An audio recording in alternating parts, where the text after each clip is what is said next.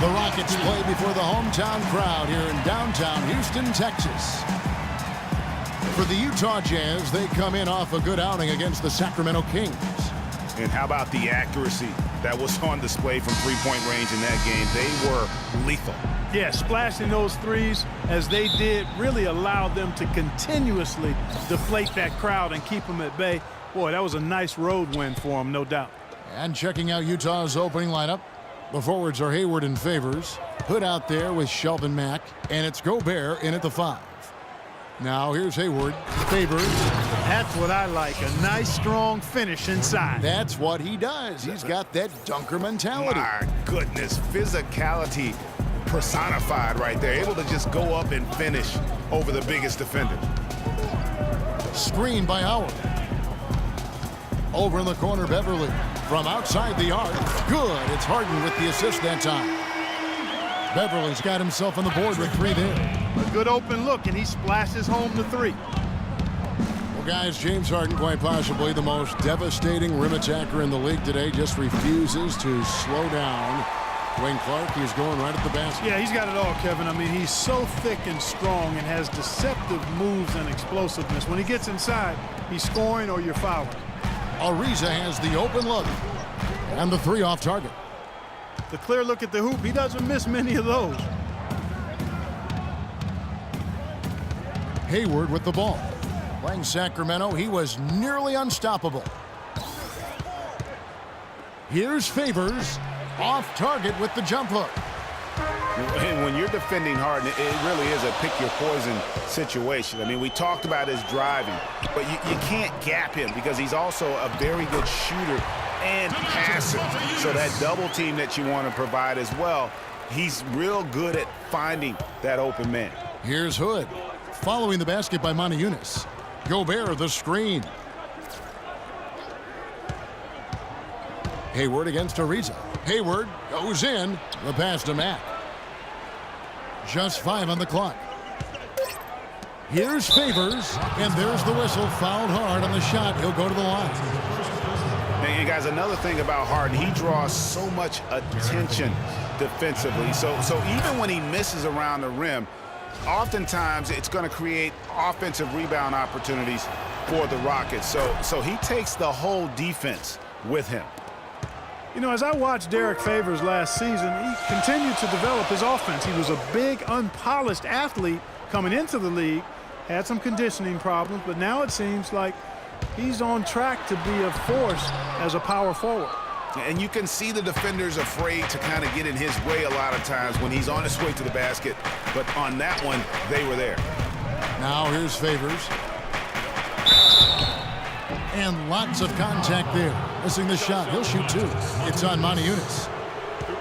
Talking about Derek Favors, his points per game average went up last season, as it is done in each of his 6 seasons in the league. He's an ascending player. He is, you know, definitely refined his moves down on the blocks. And he's also become much improved at passing out of the double team, averaging a career high in assists last season as well. The arrow is certainly pointing up for Mr. Favors. Montejunas kicks to Ariza. Pass to Harden. Takes a 3. Again, the miss by Harden. For Utah, they've gone 1 of 3 from the field to start this one so far. Gobert, the screen. Hayward kicks to Gobert, and he dunks it after the pick frees him up. It really does make the game easy for your teammates when you can lead them to the rim that well with a pass. .158 left here in the opening quarter. Harden outside. Howard setting the pick for Harden. Another miss by Houston. It's almost as if there's a lid on the hoop for him right now. He still hasn't gotten one to fall in the quarter. Out to Hayward. Puts one up from 19. And he gets it to go. Hayward's got his first 2 points of the night. You know, he'll make you scratch your head and throw your hands up as a defender. I mean, you just don't know how to play him. And Beverly kicks to Harden. Again, the miss by Harden. The struggles just continue this quarter. They can ill afford to have this many empty possessions. Guys, they're looking for a way to score here. Yeah, they've had a tough time getting the lid off the basket so far. To stop the run. And there's the nice layup by Howard. Howard's got his first bucket in this one. Well, Merry Christmas. I mean, that was a freebie. And, guys, Patrick Beverley, a perfect fit for the Rockets alongside James Harden. Now, you know, Beverley is in that complementary role as a 3 and D guy. And remember, also, even though he's the point guard, he doesn't need the ball to be effective. He's good at just spotting up for threes, and he's a hounding on-ball defender. Catching up on the changes for Houston. Capella's checked in, and it's Brewer in for James Harden. Here's Pleiss, and he banks in the layup. And those are two teammates right there working in rhythm. One setting the screen and the other using it to get that separation. And Beverley plucked out of Europe by the Rockets. Clark, he signed a new contract this past offseason. And a nice value for the Rockets, Kevin. I mean, he's a player whose impact on the game really transcends the stat sheet. That's often the case for those guys that are all defense caliber players. Hood gets the bucket. And their offense already in a flow. Some stellar shooting to jump out to this lead. Quality looks they're getting, and they're capitalizing on them, guys. They have to be happy with this start offensively. Here's Terry. And a kind roll that time off the rim as that one falls. There's 18 seconds left to play here in the first. Jazz leading by 4.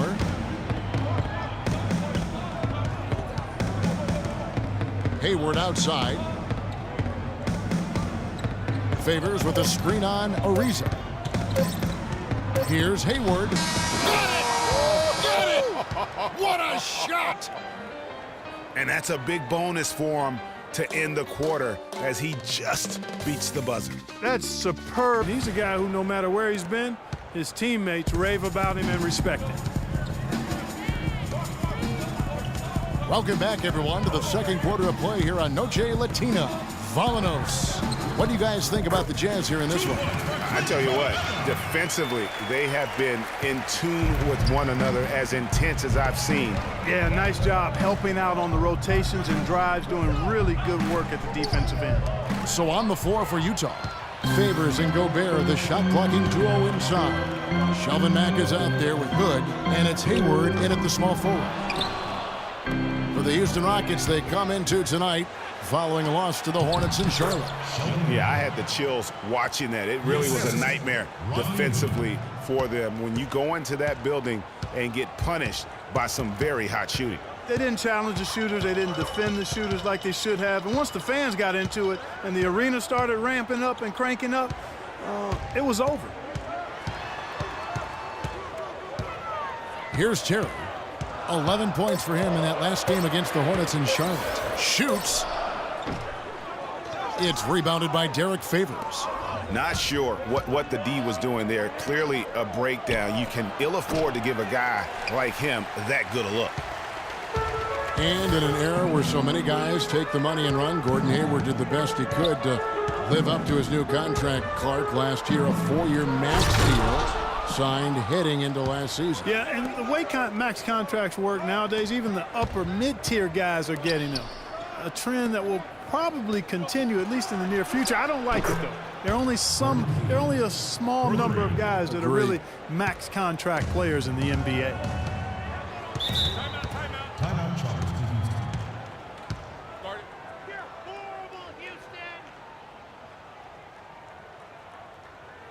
And now the first timeout called here for the Rockets. You know, Clark, the thing you like about Derek Favors is he keeps adding to his game every year. You forget how young he is, too. That's exactly right. We need a reminder. This guy came into the league very early, right after a year of college. Seems like he's been around forever. Looking at who's out there now for the Rockets. Montezumas comes in for Dwight Howard. And it's Patrick Beverley in for Jason Terry. Jazz leading by 9. Here's Mack. Miles passes to Burke. And again, it's the Jazz from deep. And for Favors and his youth, he has made big strides. And in a few years' time, could be one of the more dominant bigs in our league. There's a screen by Montezumas. To the middle. It's tipped. Can they get it? Gobert with the block. A slight rebound advantage for them. One more column in their favor, and it's all adding up. Well, you take a look at all of the stats, the team stats, that is, and that's one of the many areas that they've had the advantage. And as a result, they've got a big lead.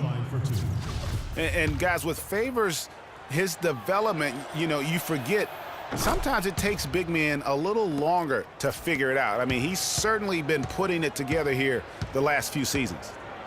They need a good offensive possession. Yeah, they've had a number of empty ones, a long time without a basket. They got to find something. You're right. He got an advantage there off the pick and took it right in. Monty Eunice has got his second bucket of the night. Uh-oh, a little showboating at the end of that one. Now here's Burke, defended by Beverly. Burke dishes to Gobert. Here's Lyles. It's a big high bounce and goes in. Lyles got the lead up to 14 now for the Jazz. Harden outside. And so he earns a trip to the line. Officials saw the contact and he'll shoot two. Another point of contention between every NBA fan is whether or not the age restriction is a good thing. Some want it increased, others want it gone altogether. For me, it's a matter of whether or not you as a team feel that that player can make an impact on your roster. Trevor Ariza's checked in for Houston. And there are arguments, Clark, on both sides for the NBA and the age restriction it has currently right now. Having one seems to have helped the level of play overall, but I think there's some improvements that can be made. Yeah, with the D-League coming into its own, though, Kevin, the discussion has opened up again. NBA teams used to not have a place for high school players. The D-League could serve in that regard now, but having a restriction is something that I think has helped the NBA. I actually would like to see it be 20 years old. Me too. But they recover it. Here's Brewer. And good, as it just snugs right down through the net. Wow, he was just wide open there. That's way too easy. Clark, last season we saw Monty Eunice make some nice strides. Yeah, big uptick in his scoring efficiency, Kevin. Both his shooting from beyond the arc and from within the arc increased. A different look for Utah. Derek Favors checked in for Lyles. Hayward comes in for Joe Ingles. Rodney Hood subbed in for Trey Burke. And this is why you need good defenders on the interior to contest shots. Yeah, Greg, making every shot a hard one, even the shots in close. And Monty Eunice actually showing a newfound post repertoire there. I mean, he's deceptive. He has hooks and pump fakes, little up and unders. The Rockets looked to him for offense when they weren't playing through Harden. And very little fight put up by the defense as he made his way to the bucket for the Jam. They did seem to take the cautious approach, Greg, when it came to defending that one. You're right. And, guys, it's not the time for caution now. I mean, they've got to be aggressive and take some risk to see if they can cut that lead down. And he gets the bucket. And Monty Eunice is a very confident player. I think where he can still improve is his rebounding and defensive impact.